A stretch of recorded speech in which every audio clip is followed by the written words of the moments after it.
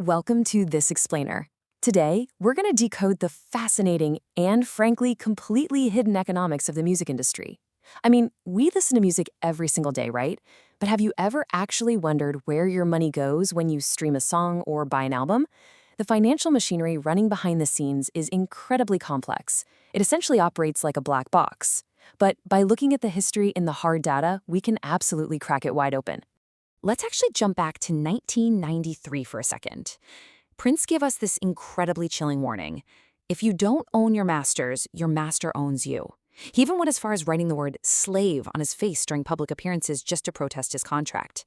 At the time, a lot of people in the industry kind of laughed it off. But 3 decades later, nobody's laughing. This perfectly sets the stage for us because the industry wasn't just slightly unfair to creators. It was a highly efficient wealth extraction system. And to really grasp this, you have to look at the stakes, which were absolutely staggering. In the 1990s, the global recorded music industry was pulling in roughly $40 billion in revenue. It was an absolute golden age of profits, driven almost entirely by the CD boom. Everyone was busy replacing their old vinyl records and cassettes with shiny new compact discs.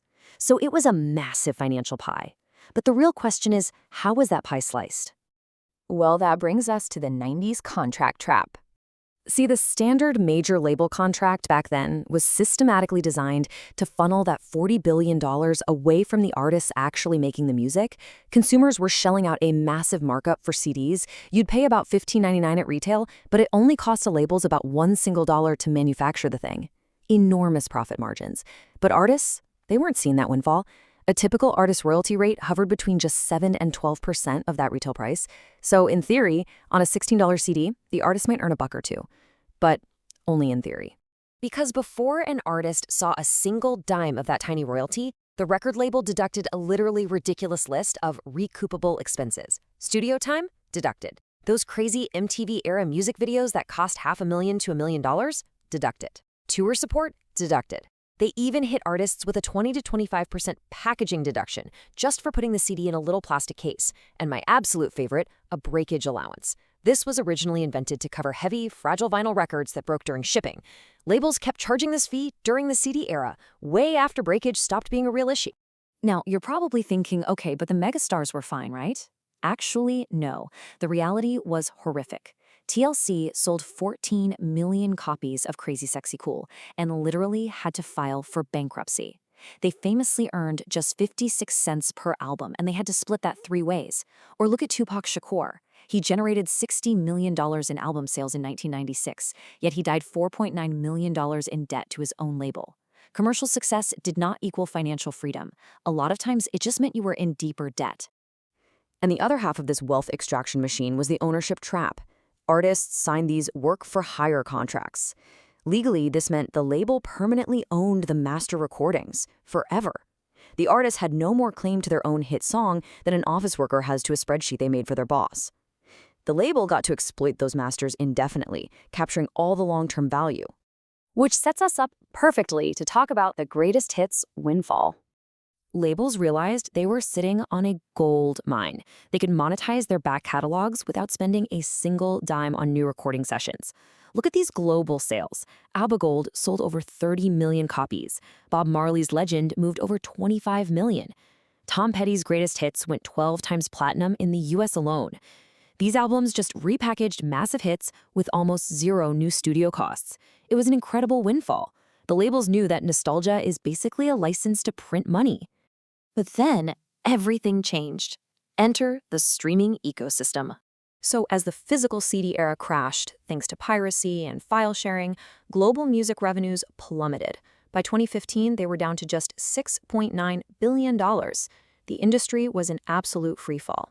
Then, digital streaming arrived to save the day. But to really get this, we have to understand the difference between a streaming provider and a streaming platform. A provider, like Spotify or Apple Music, pays massive licensing fees to hold a stock of music. Their costs go up every single time you press play.